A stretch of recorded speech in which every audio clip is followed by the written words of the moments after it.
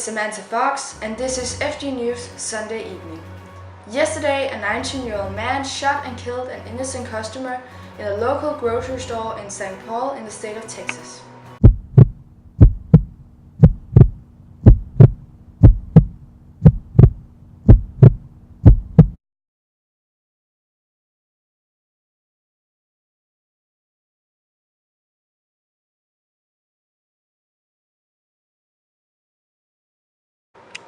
The question is, should he be sentenced with death penalty or not?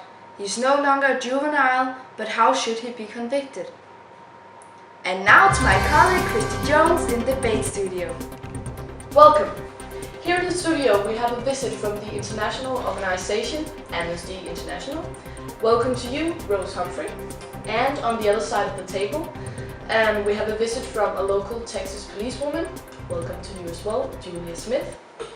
I would like to ask you two a few questions about this case, which is about the 19-year-old Brad Simmons, who shot and killed another young and innocent man named Cameron Jefferson. We can of course all agree that Brad committed a horrible and unforgivable crime, but he just crossed the line from juvenile to adult. So my question to you is, should this man be sentenced to death or not? Of course not. We as an organization do not believe that this way of handling a situation like this is acceptable. Every human being has the right to live, and by executing people whether they committed a crime or not, we are taking this human right away. I definitely disagree. If you look at the biblical phrase, an eye for an eye and a tooth for a tooth, it's clear that those who commit a crime should meet the same fate no matter who they are. That is an argument, but what do you have to say to that, Rose Humphrey? Try to describe the discussion that Brad might be mentally ill.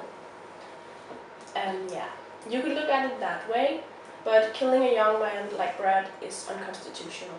The 8th Amendment prohibits cruel or unusual punishments, which makes it impossible to execute people who are mentally ill.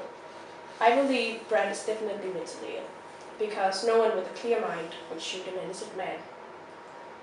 So, Brad should be pardoned from death penalty not only because he's mentally ill, but also because he just crossed the line from juvenile to adult. A good point of view, Rose. But what do you have to say about this claim that Brad is convicted unconstitutional, Julia?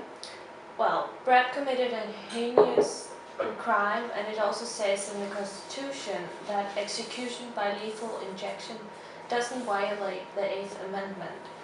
And this way of execution people is the most common today, and we use this method as well in Texas.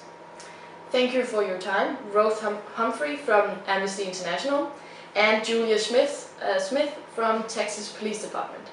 This was a very interesting debate, and we will all look forward with excitement to Brad's trial. Will he be convicted to death penalty or not? Back to you in the studio, Samantha. Thank you, Christy.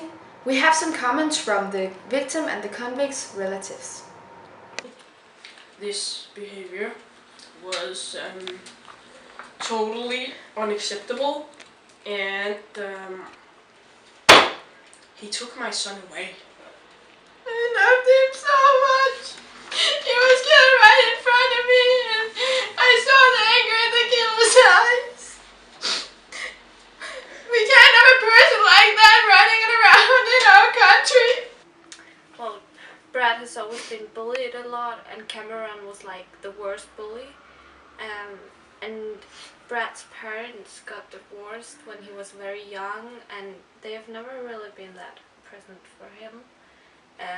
And Brad was my best friend, and I just know that he would never do something like this. I don't understand it. I have no idea what happened. I'd never seen this coming.